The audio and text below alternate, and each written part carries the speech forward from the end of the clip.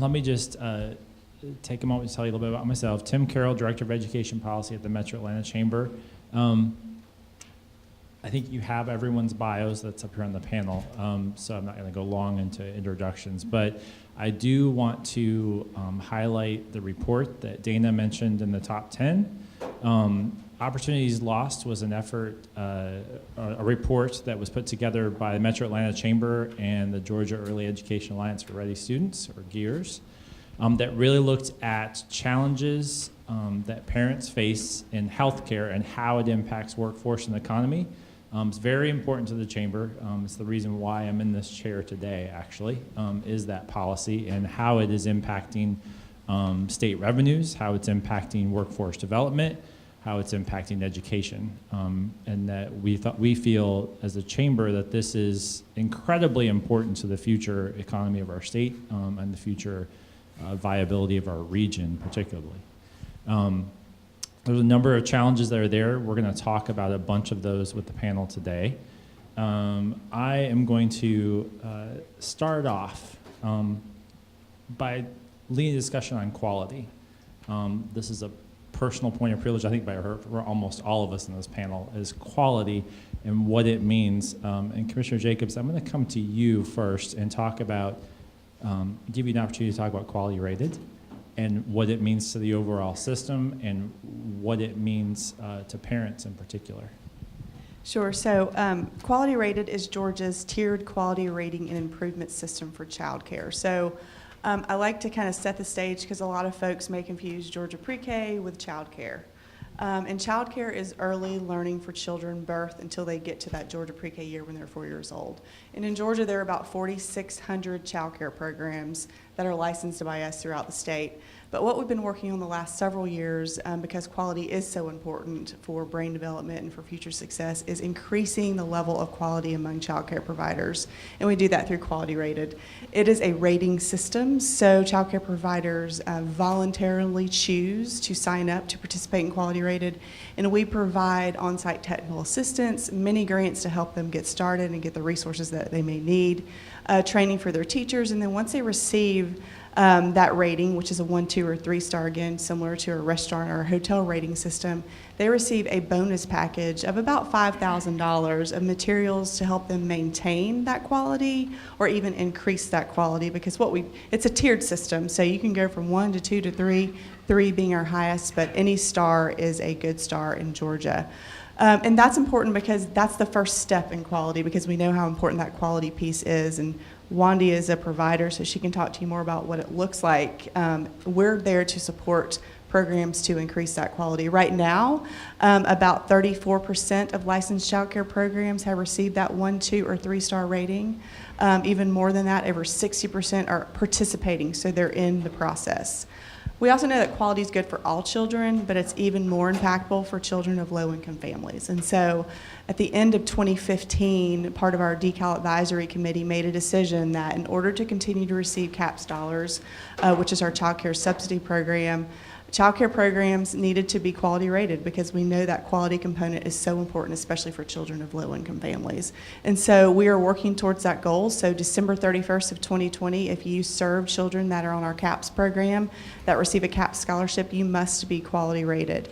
And we're making steady progress towards that. So right now, about 93% of children who receive CAPS are in a participating program. So those programs have put their name in the hat. They're receiving that technical assistance to eventually achieve that rating. And then 53% of children that receive CAPS are in a rated program. So those programs that have already received that rating. So they're already receiving that quality early learning. And we see those numbers steadily increase by about 1 or 2% every month, and are confident we'll meet that goal by 2020. And Wandy, since she mentioned you, I'm going to come to you next.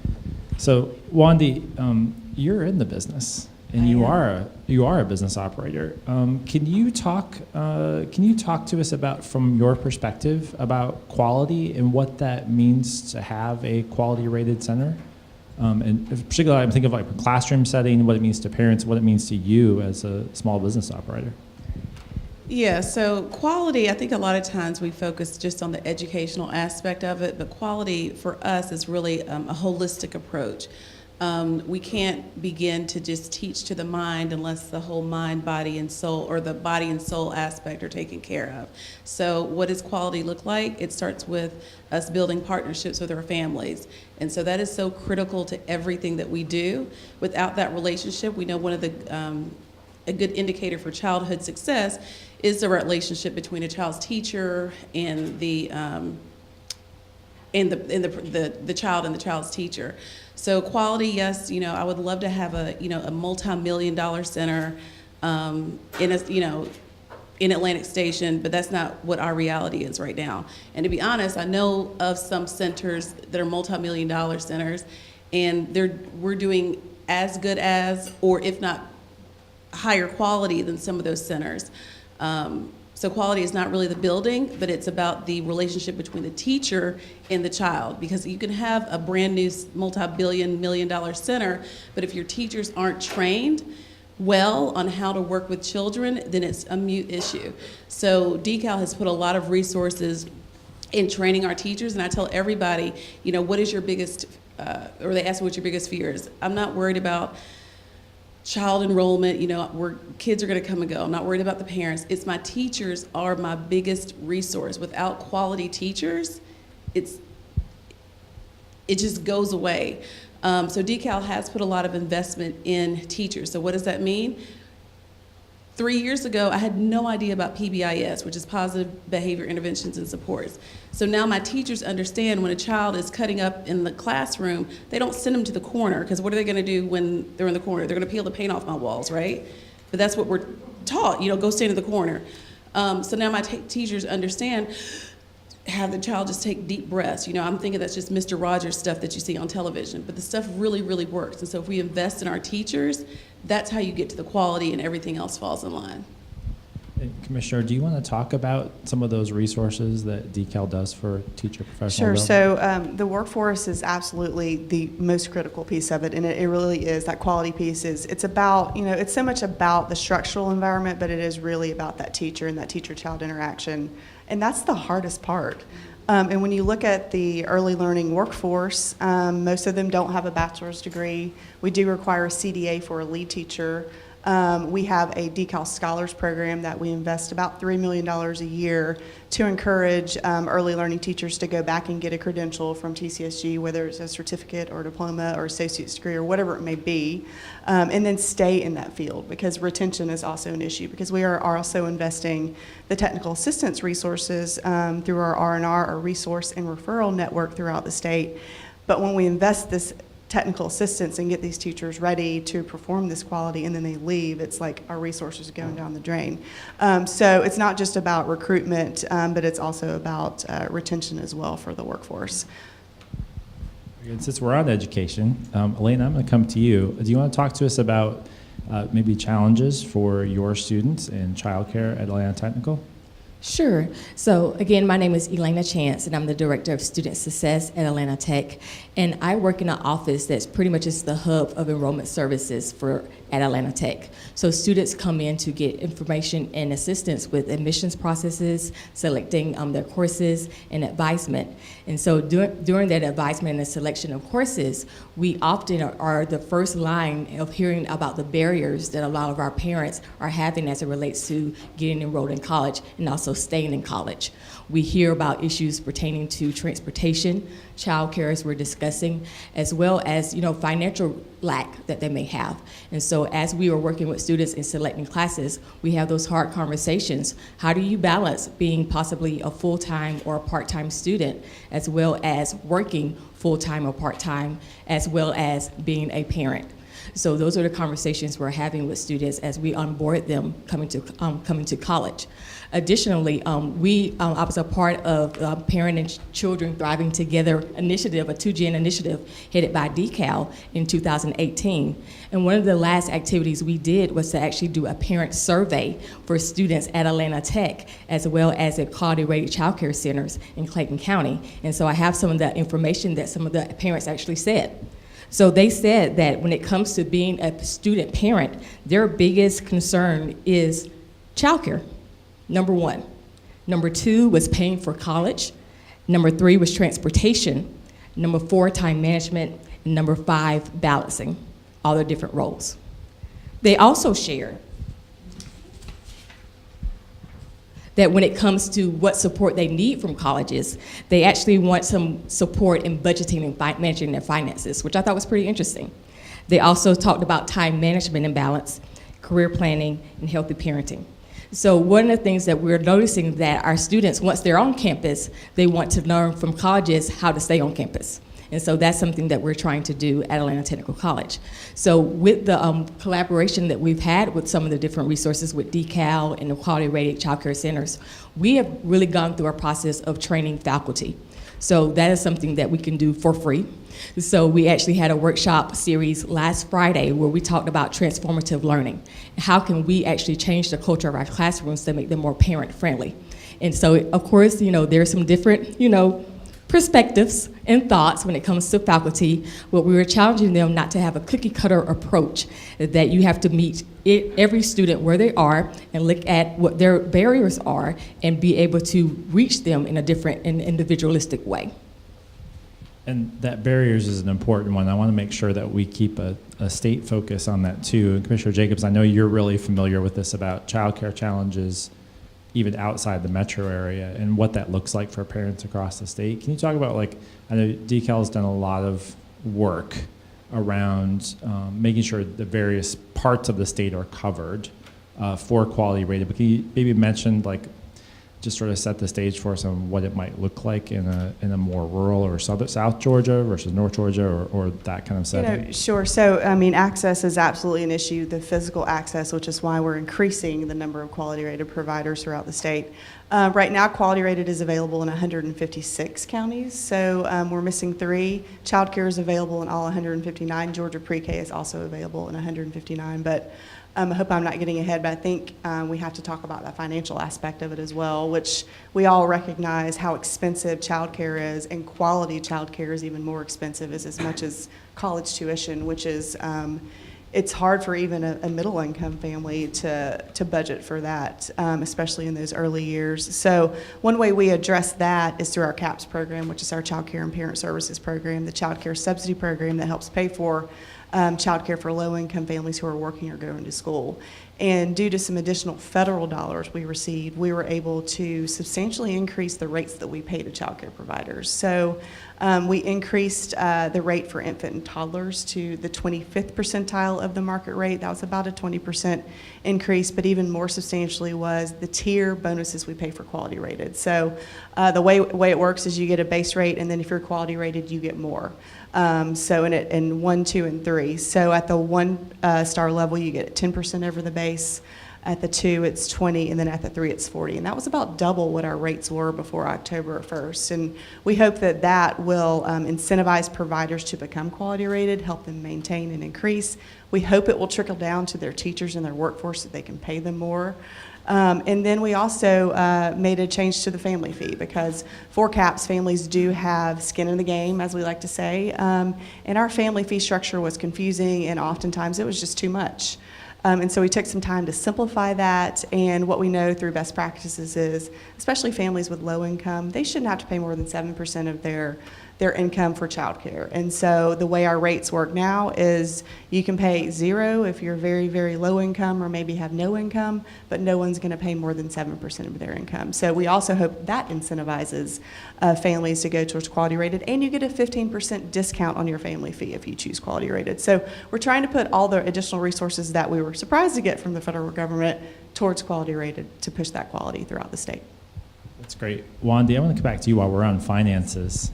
Can you talk about what it's like being you're on the direct parent relationship, and what challenges you hear directly from parents, and then how you as a center operator, how do you navigate and how do you connect resources? I know that has to be a challenge.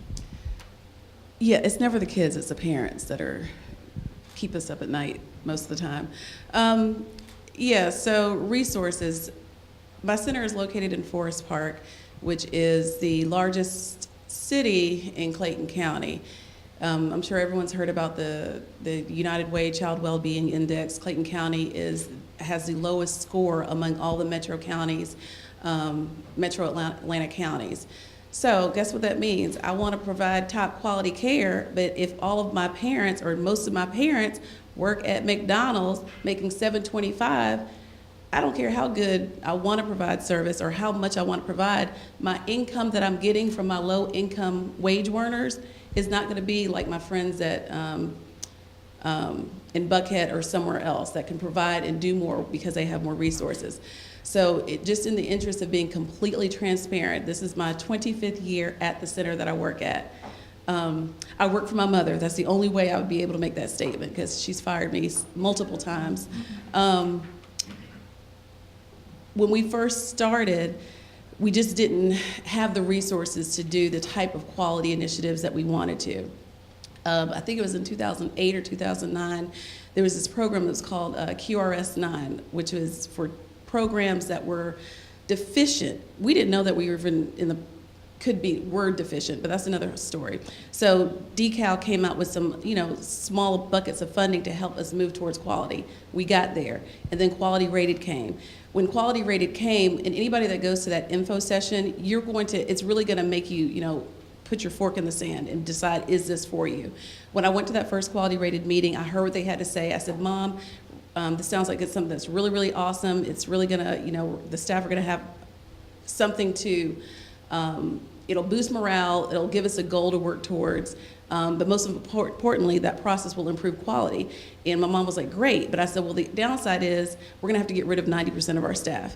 The next week, we got rid of 90% of over the next 30 days, we got rid of 90% of our staff, starting with our director.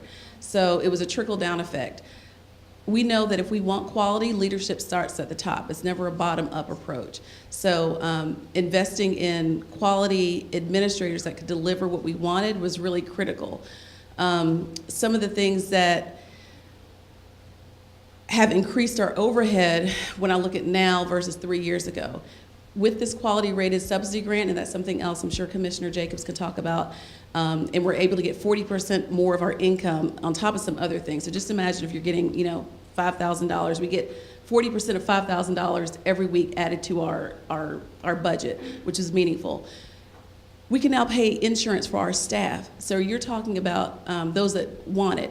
I know a lot of us may take that for granted, but that's really meaningful. We're able to invest in having masseuse come every other month and just massage it's something simple. It's all about the mental and the wellness. We're able to have a farm educator. We also have a gardener. Our kids get weekly detoxes, bamboo. They go to Serenbe. They're doing all these awesome enriching programs that they may not otherwise get if we didn't have the funding, because it just doesn't make sense. I can't tell my parents to, yes, your weekly tuition is going to be $400 a week. They work at McDonald's, y'all. Like, that's just not going to happen. So when we were talking about, the gentleman was saying equity and fairness were kind of sort of interchangeably. I really, really pushed back on that, because it's not. Investing in centers that don't have the resources, or families and children that need it the most, that's where equity comes in from, right? Why am I getting $1,000 as well as another center that has the means getting $1,000? So it is about distributing things better. I don't even know if I answered that question. That was good. That was good. You hit on a lot of challenges. I'm gonna come back to the other side. I think something you mentioned earlier about the two-generational work, and I want you to put a spotlight on that and explain what the two-gen work that you've been working so hard on at the department, and then Elena, I'm gonna come back to you and talk about how that works out in the college setting. Sure. So I guess about 2 years ago, we had an opportunity to apply for a grant through the National Governors Association called the Parents and Children Thriving Together. And it was really an opportunity for states to apply for a small grant. It wasn't big money. It was about $90,000 to look at how do you bring in two-generation approaches and policy to your state. And you could write it any way you wanted to. So we looked at data, and what we saw was a lot of our CAPS families had a college degree, had some college but no degree. We also knew that we have a very successful technical college system of Georgia with over a 90% job placement rate. Tuition could be 100% paid for if you go through a HOPE career grant. And so we said, how do we combine child care, and specifically our CAPS program, with higher education, TCSG, USG, who I would say whose population is changing. It's not that traditional college student that we think of anymore. And then our Department of Economic Development, at that point, our workforce development that sat there but now is at TCSG. So we brought all those individuals to the table to talk about how do we make it work? How do we serve the child and the adult together? That's basically what 2Gen means. A lot of us have programs that serve children, and a lot of us have programs that serve adults, but there's not a whole lot of focus where we serve the whole family together so that they can be successful together. So we thought, big picture, if we can provide CAP subsidy to children so that they have access to quality rated care, that's setting them up for future success. But at the same time, can we support specifically student parents in the technical college system, because one of their barriers is childcare.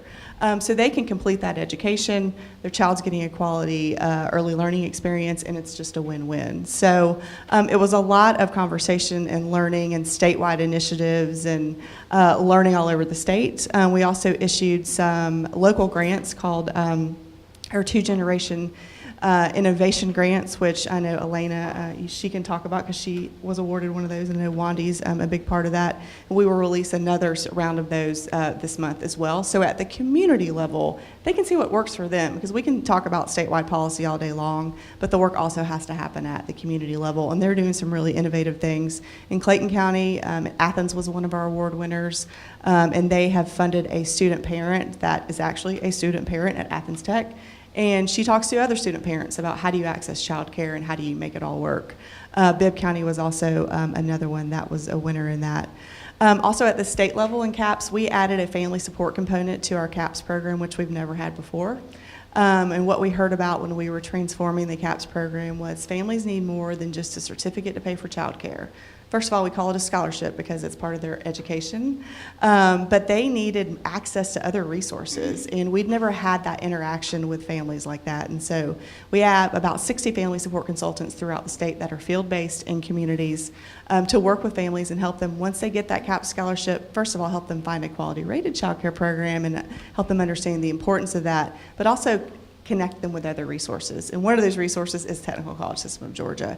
And so we've begun meeting at a state level with our family support consultants and then student navigators, special pop coordinators, and other types of positions at the Technical College System for them to understand how they can work together statewide and then at the regional level where those colleges are located.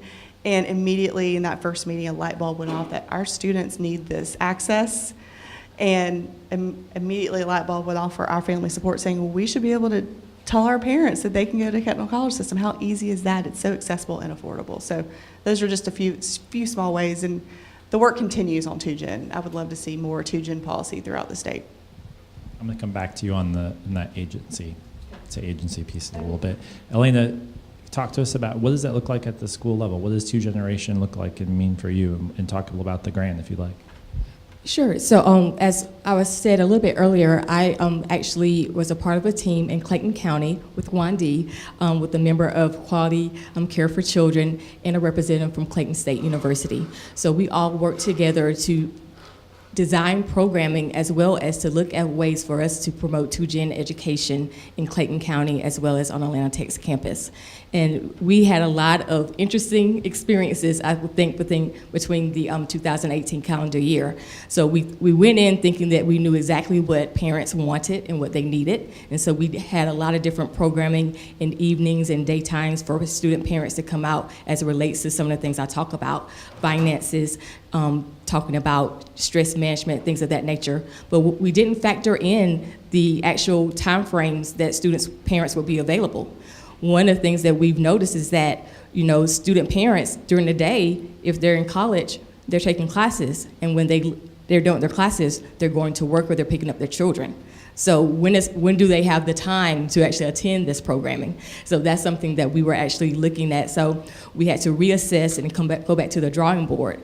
But what we did see a lot of value is actually going to the actual child care centers and doing programming in that way. So Wandy spearheaded some of the programming that we did there, and we had huge success when we did that, when we actually hosted the programming at the actual child care centers. So going forward, we're going to use some of the survey results that we had, that we're going to actually be more intentional. We got a lot of responses that people really want to do programming online, doing it in a virtual environment, as well as they want to do programming that involves their children.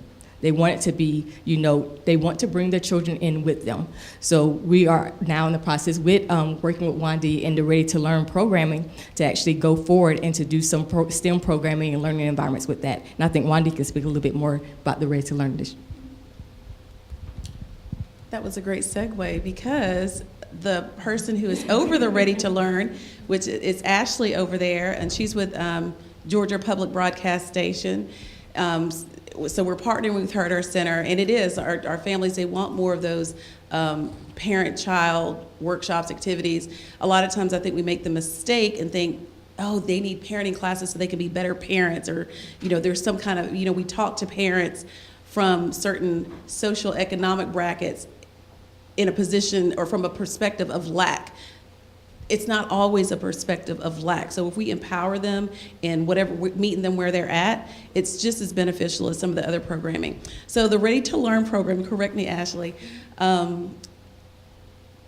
is happening in Forest Park in in Clayton County in different communities.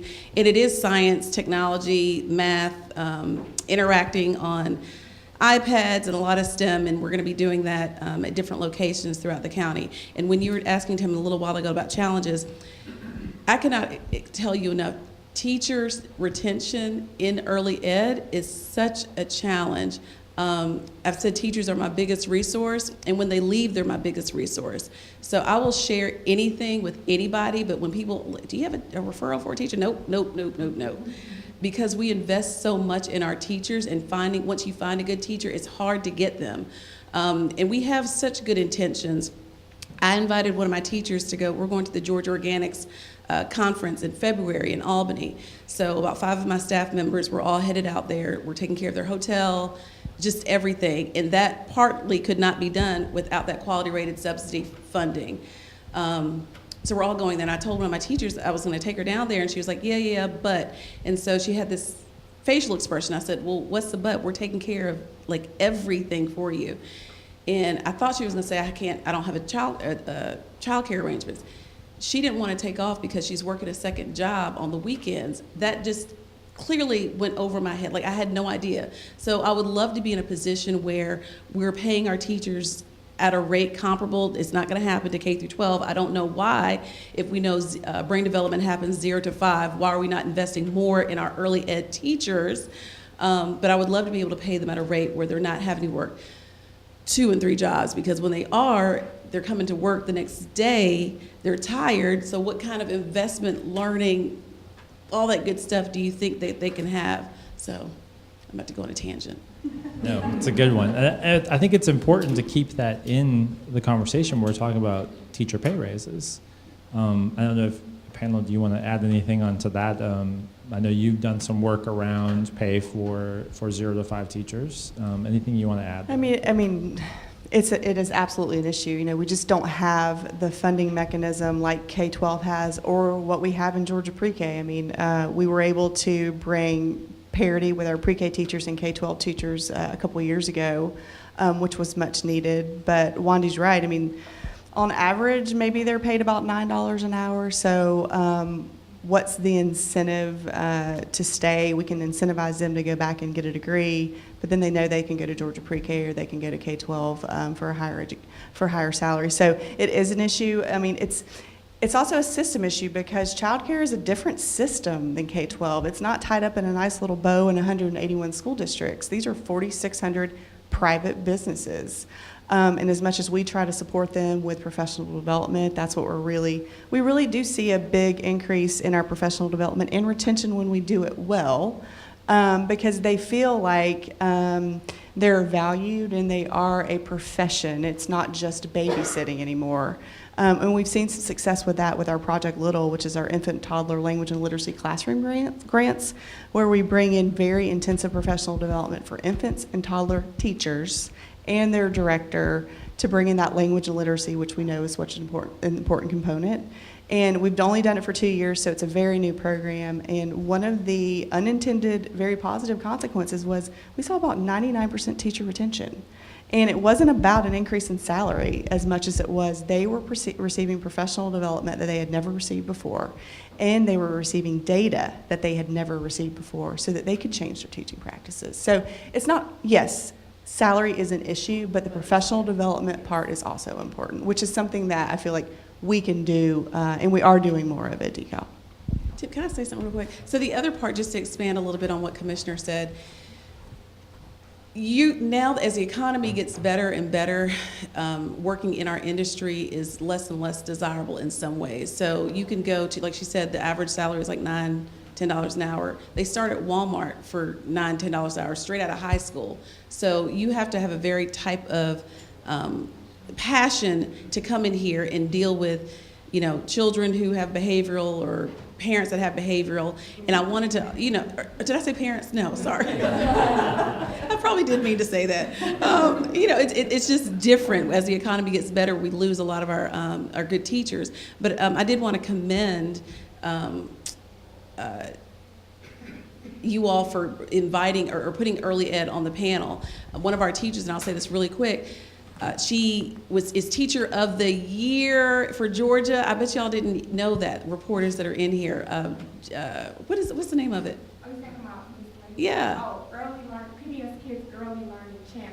Thank you. She's a PBS kid. So to get that commendation for early care, and I think that might be the first time PBS has recognized early care in the field. And it's one of my gardening teachers. But guess what happens now? Now I have all types of people asking me for her number. So now I got to keep up and that is the challenge, right? Now I got to compete with my friends who want to try to take my teachers. So that is my biggest commodity. Lucas over there, who's right here, he's one of our interns from Georgia State University, sent him yesterday to a Georgia Organics training in, is it Polk County, or where were you at? Polk County. Polk County. I asked him today when he came to work, I said, how was it? He said, well, the nutrition directors, they're snatching it. They wanted to hire him. Like, no, can he finish his internship with me, so teachers are the biggest commodity. Elena, anything you're dealing with the population that's going to be those future teachers? Anything you want to add to that as far as pay and challenges for those students? And I think that both Wandy and Commissioner, they spoke to that we all know that students that graduate with certificates, diplomas, or associate degrees, their earning potential is not as high as someone that may graduate with a bachelor's or a advanced professional degree. So a lot of the students that are coming to Atlanta Technical College, they are just wanting to have an impact on their family as well as their economic standing. And so sometimes, as we talked about, it's the experience. Being able to have a student come into our office and seeing a mother and with her child, who also has her child, 3 generations, and have those two parents, the mom and the child, both enrolling in college at the same time, trying to increase the economic impact of their family as well as the social impact of their family, and having the small child looking at grandma and mom both going to college. Think about the impact that's having on her as she go through the early care and learning, pre-K, K through 12, and hopefully college as well. And so I think that's one of the strongest impacts that we have. Okay, before we go to questions from y'all, I want to come back to, we talked about, you mentioned a couple of agency partnerships. I want to come back to this partnership piece. And who are the other players or the other partners that you think are really important for your future success? And it can be at center level, agency level, if you want to talk about any of that. And the 2-gen work, serving students, serving parents, what are those partnerships that are very valuable and important for you? I think I'll talk a little bit about not state level partners, but I think so much of it has to happen at the community level. And it's the same partners, but just at the community level. And over the last 4 years, we've been working to really build these birth through 8 teams, is what we call them. And it's really bringing everybody around the table that has anything to do with children. So a lot of them are led by Family Connection Partnerships, since they had those collabs in each of the counties. But what we want to do is bring childcare to the table, and K through 12 to the table, and public health to the table, and the higher education system to the table. Because if we want to talk about 2-gen and how you support the whole family, you've got to all be around the same table and understand the needs of your specific community. So we have 6 community coordinators throughout the state, and that is their job, to help communities who are ready and willing to collaborate around the table around child well-being, to get the right partners there and look at their data and make a decision on what they need to focus on. So state level partners are equally as important, but I think a lot of the work has to happen at the community level as well. And we are there to support communities who are ready to do that. That's good. Elena, any of the partnerships you want to highlight? I just want to ditto exactly what Commissioner Jacobs just shared. In TCSG, the Technical College System of Georgia, we have roles, student navigators, and their role is pretty much to help students navigate resources on and off campus. And so when there is a student that's having some sort of need, they're referred either by themselves or by a faculty or staff member. And it's our job in my office to triage what that need is and to find them support and resources. And so having the community support and the communication about support is so important. So it was only until I started doing the 2Gen work that I was able to say when a student came in, I need to withdraw from classes because I don't have childcare, which I've been hearing for years, and just calling numbers and not knowing how to assist the student. I actually had a direct contact now. I had someone to call. Who do I need to call to get the student? And they're shooting out names, phone numbers. If you don't get anybody else, call me back. And that happened at least 3 times last semester. And so that's what this the community level partnership that I think is so impactful, especially for us that are doing direct service work. Yeah, I guess I'll ditto that. National support is great, but just getting individual superintendents on the county level to understand the role of early ed, to understand that learning does not start in kindergarten, to understand that we are the pipeline, because if you continue to treat us in some kind of silo, like, you know, this is just babysitting or whatever it is, real school starts in kindergarten, we're going to continue to have that problem. So I would say my the Clayton County Chamber of Commerce, I would like to do a lot more work with them, getting them involved. But current great collaborators are the Clayton County Library System, GPB, the new relationship we're starting with them, Home Depot, Chick-fil-A Dwarf House, National Child Black Development Institute, United Way. There's a lot of local agencies that currently do a lot of work with us. That's good. Okay. What questions do you have for the panel? I guess a question on these 4,600 early learning centers. Does that include like Mother's Morning Out programs at churches, or what is the distinction? So that would include child care centers that serve 7 or more children for 5 days a week, usually 12 hours a day, and also family child care learning homes that would serve between 2 children and 6 children in their home, but they're also licensed by us as well. So it just depends on the hours of operation and the age of the child they serve. A lot of the Mother's Morning Out programs are exempt from licensure. Because they are not a typical 5-day-a-week, 12 hours a day child care program, but many of them are. It's a little complicated, just to be honest, but it just depends on the age of the child they serve and how many hours a day and how many days a week they serve them. So if it's 2 hours a day, once a week, that's not a program that we would license. Yes. A question for Alana. Okay. When you guys became quality rated, did the food you offer your children play any role? Like, say another program wants to become quality rated, is that like a factor at all? The nutritional aspect, like what you provide your children? So that the type of food that we serve is not doesn't play a part into whether or not we get quality rated. But I will tell you, because we became a 3-star quality rated center, we have lots more funding, we're able to, we're feeding our kids organic food. They're eating kale. They know 4 or 5. He's in the kitchen. He sees what we serve. My kids are eating tofu. My little brown kids are eating tofu, y'all. Kale, 4 and 5 different types of apples. We get our food, and we're all about, if we're talking about supporting the economy, we get all of our, 90% of our produce comes directly, it's locally grown.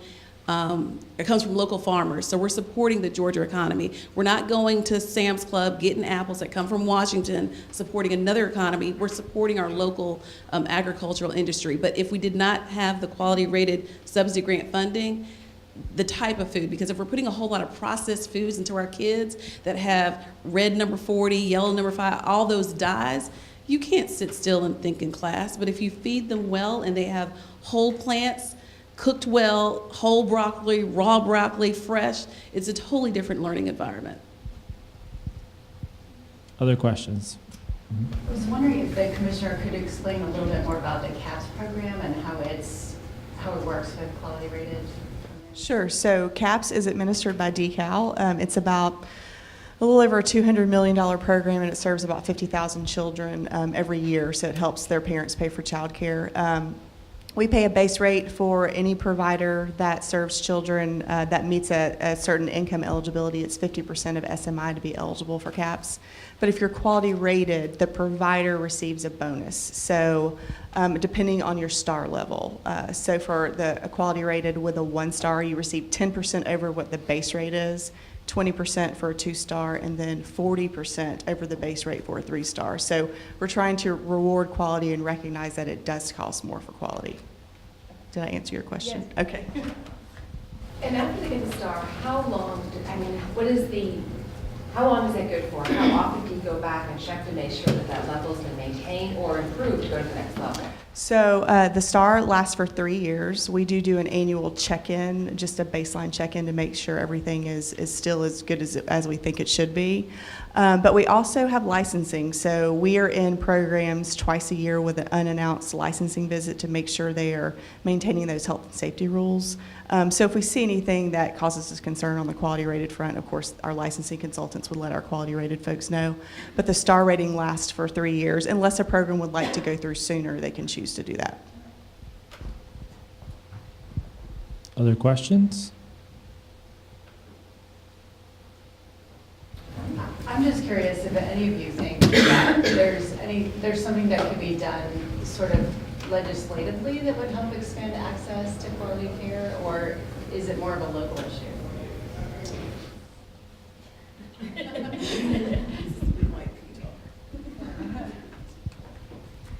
No, I think it's a statewide issue. I do, and I think that we're using our federal and state resources to the best that we can at this point.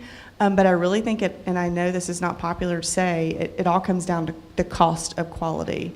And the way we influence that is through our CAPS program and paying for those children from low-income families to attend quality-rated childcare. So although we've increased our rates pretty substantially, there needs to be more. We need to increase them more. We're doing the best we can with the dollars we have. And we also know that there are other children who would qualify for CAPS if we had more money. So yeah, I do think there is room for state investment to increase quality rated throughout the state even more and support providers and hopefully the workforce as well. Would that include increasing, like, say, DECAL's budget, or what? Right, so the CAPS funding would fall through our budget, yes. If we were to do it specifically for CAPS, it would be through the DECAL budget, right. And there is, I should say, there's about $60 million in state dollars that does support CAPS. And I just want to add, as the landscape of student population changes, our average age at Atlanta Tech is 26. So we have a lot of students, that are parents. And I think that's the same as we look in the university system of Georgia. It's not the typical 18 or 24-year-old. So I do think some courageous conversations probably need to be had, with USG and TCSG to help advocate for having more funding as it relates to CAPS and quality rated, just to support our students in being successful. Because as it relates to higher education, our goals are, being admitted, being retained, and graduating. So if child care is the number one concern our parents are saying, then we have a vested interest in that. And so I think some courageous conversations need to continue to be had in supporting the effort. Dana. I have a question. Tim, you kicked off the panel talking about how important it is for the state's economic development and to business leaders that their employees have stable child care and access to child care. What role is the chamber and other business leaders playing to help address that problem? So there's two aspects to that. One is on state policy. Obviously, I'm a lobbyist for education, to that end, in any efforts we can do to support the work that DECAL is doing, particularly in quality rated in the CAP system, we definitely jump in there. But we're also working heavily on the employer side. I didn't know if you know, but Georgia is home to a couple of national standards on childcare. I say standard bearers on childcare. Home Depot being one of them, which was one of the first retail-facing outlets to offer childcare subsidies for their full-time associates. That is something not a lot of retailers are able or willing to take on. Chick-fil-A is also making moves in that direction too. So I think we stand at a unique spot where we have employers that are willing to be first out of the gate, which is tough, I will tell you that. And from a chamber perspective, we keep it in the forefront. So at our board meetings, at our policy meetings, at our economic development councils, education and early education is on the agenda. I can speak to that personally. So I think that's one way that we do it. We recruit champions. So Ken Zeff, who was here earlier from Learn for Life, we are one of the backers and original founders for Learn for Life, which is a collective action effort. 8 school districts in and around Atlanta, 42% of the student population. But one of the benchmarks they picked was all around 0 to 5 and early learning.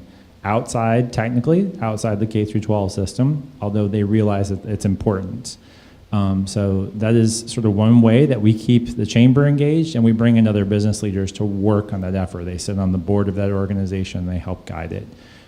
So we realize the importance of it, and we want to keep it always active and to the front.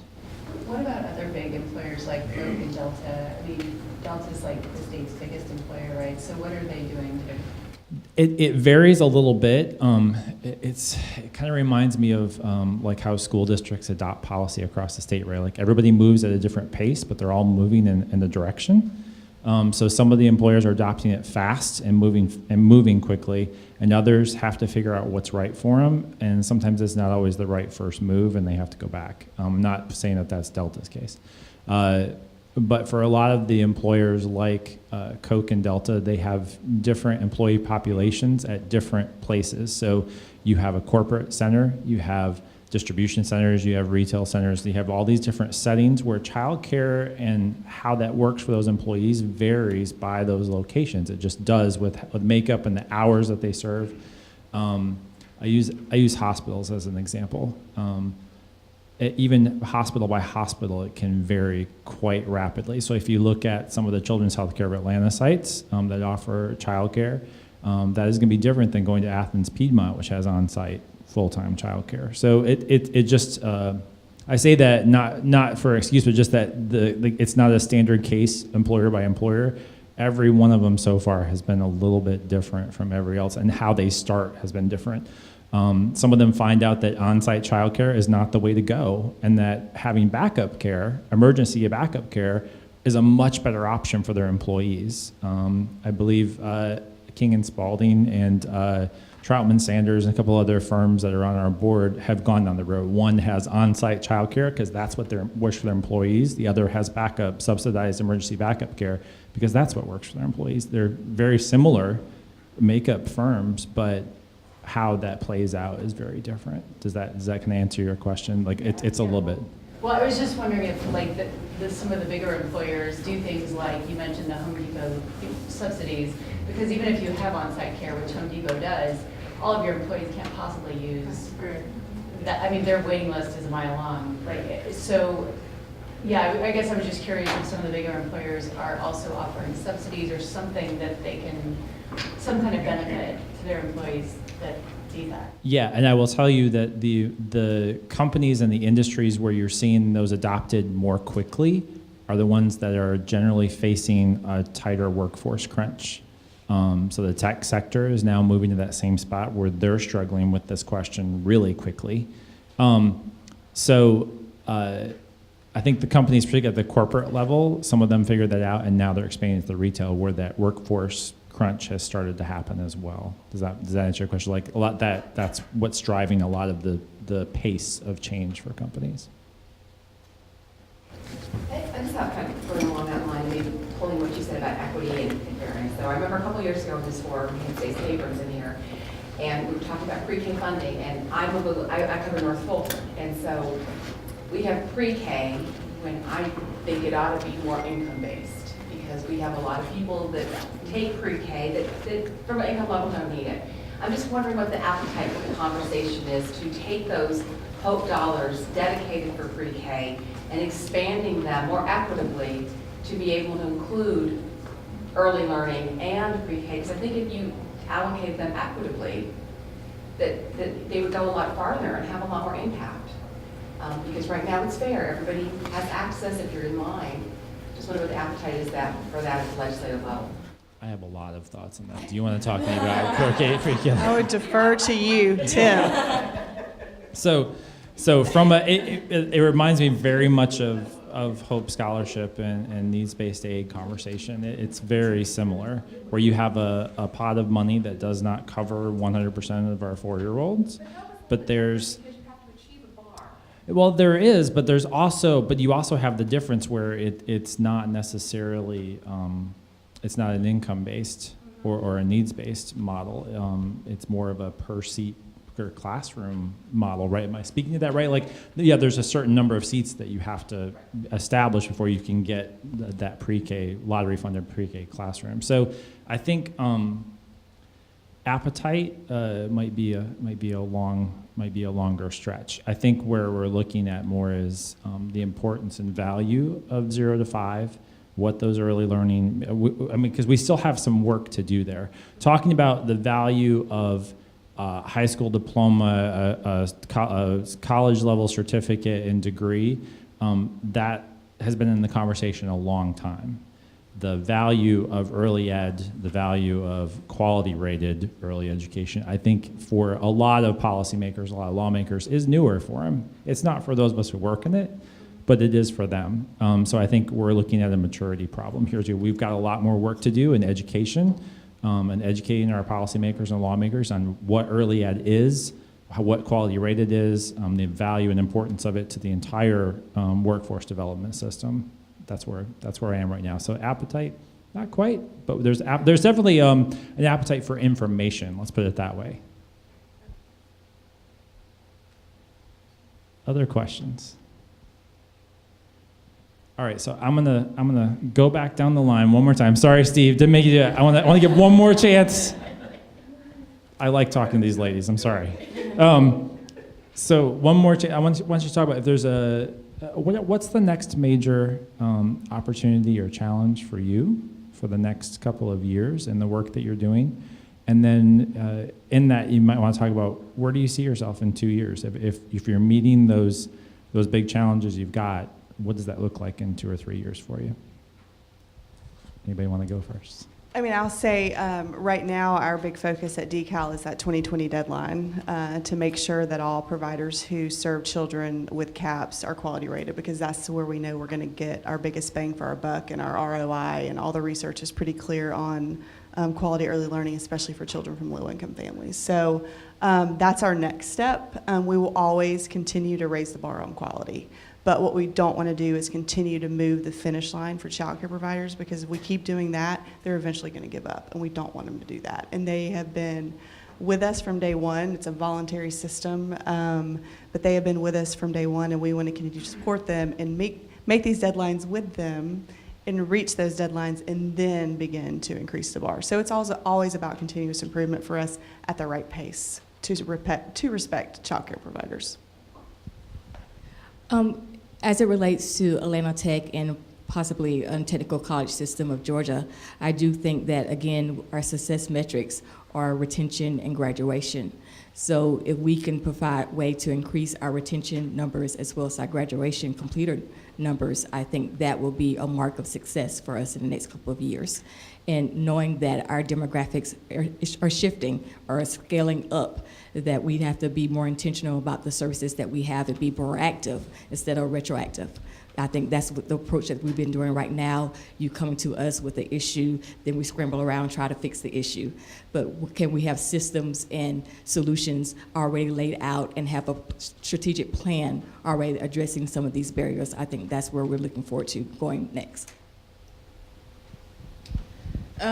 So I think sustainability was just always my top priority. So if we're doing more and we're doing this and we're doing that, just making sure that funding is there to continue what we're doing.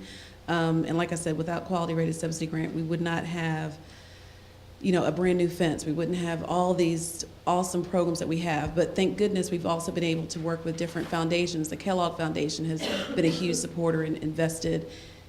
Never did I think that I would see $300,000 and Little Ones Learning Center in a grant together. So that kind of funding is incredible to have.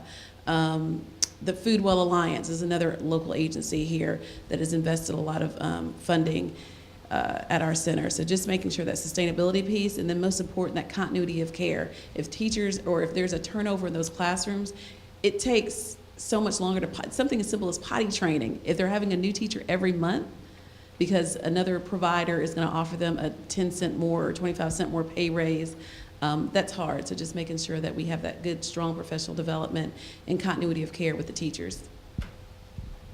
Good. Can I add one more thing? Yeah. I hope to also continue to focus on two-generation and how we support the whole family. I know I talked a lot about CAPS, but I think that's integral too, especially from our lane. How do we work with the whole family so they don't need our services, that they are self-sufficient, economically stable, and no longer need us, and we can move on to the next family and connect them with the resources that they need to become self-sufficient. So that's a very long-term vision for me, and specifically how our CAPS program does that and works with our partners like the Technical College and the university system and the WIOA boards throughout the state. CAPS is important for the chamber too. So we'll put that out there. If we're going to meet our 60% of population having some type of post-secondary degree or credential by 2030, the CAPS program is a huge part of that. So thank you for that. Thank you, panel. Good. Steve.